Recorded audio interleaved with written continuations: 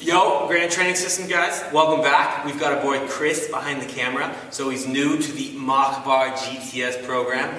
790 ATP tennis player in the world, but now he's with us. So let's see what happens in 3 months. But this is his first video, so wish him luck. Today, we got the floss band on our ankle.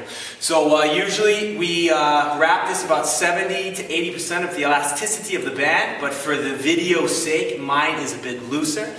There's also many videos on how to wrap one, but I'm not going to go into that today. Basically, we're working on the Achilles and the ankle. That's why I've crossed that joint with the wrap. And again, usually 70 to 80%. But right now, I don't have that because I'm going to go into the video. So first thing I like to do in this position is I like to get into the soleus stretch, or as I call the thinking man. So from here, I'm basically going to put myself in a position where I would usually feel the stretch in the Achilles. And from this position, instead of holding it statically, I'm going to kind of bounce up and down. I'm going to move right and left, basically trying to get the different layers of connective tissue, if you will, from the fascia to the retinaculums, to all the different little tissues we have, to the basic skin, to start working interdependently. So by that, I can kind of force my heel down like this. I can open up the joint capsule by going left and right in this position. I can then hold my heel down and in my foot if I need to, and start basically pushing with that valgus stress on my knee, really trying to open me up into this good squat position here. And then after this, what I usually like to do is sit down, have the athlete come up and down 5 times, really trying to accentuate that range of motion, so that plantar flexion and that dorsiflexion. And then 5 times each, really go in circles, really trying to get that circular motion within that joint capsule, yeah? So basically what we want is our skin, our connective tissue, and everything should be like a cheese sandwich. We should have the bread, we should have the cheese, the tomato, the lettuce, the whatever you want. And if we wanted to move one layer, we would be able to quite easily. We could take the bread from the tomato from the lettuce. Everything slides interdependently.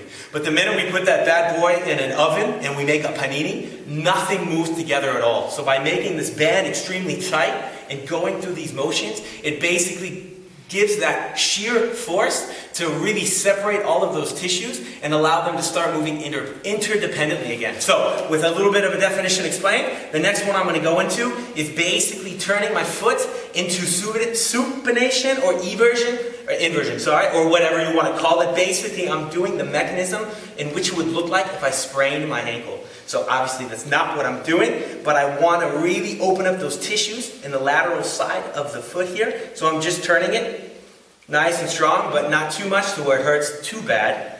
And then the next position I go into is a little bit more an advanced version of this. So now I get into the hip opener position, but in the ankle opener position. And here I'm able to just rock back and forth. And I can also, with my right or my left, put a pressure on the heel that allows me to rock even more and really focus on that posterior lateral portion of the capsule.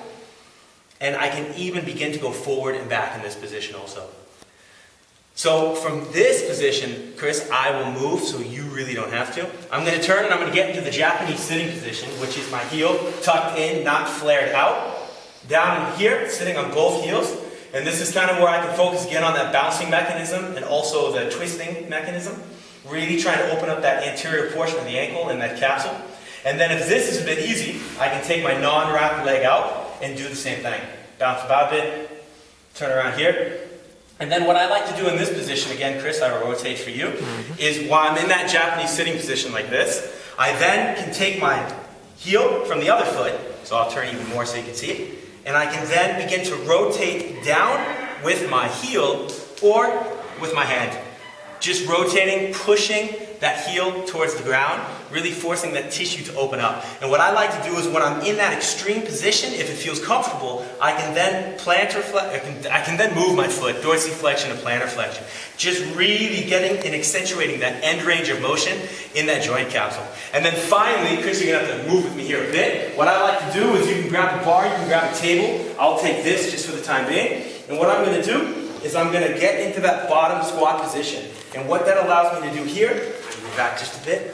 What that allows me to do here is really get the feet straight, focus on that arch, and really do the bounce home mechanism is what I like to call it. So it really allows me to get that end position of the squat, which really is difficult for the ankles, and opens up that sliding, gliding surface in my ankle. And then from there, we can also go into the pistol position, again to rock back and forth, the same mechanisms we've done before, and really just accentuating again now that bottom position of the pistol.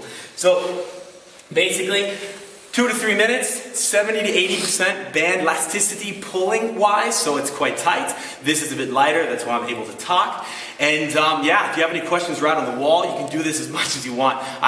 All of my athletes do this, especially before they're getting ready to do something involving their ankles, from their sport, from their heavy lifting, from their agility to whatever it may be. So any questions right on the wall, and until next week, Grand Training Systems, Facebook, YouTube, newsletter, all over the world, we're there. Guys, peace.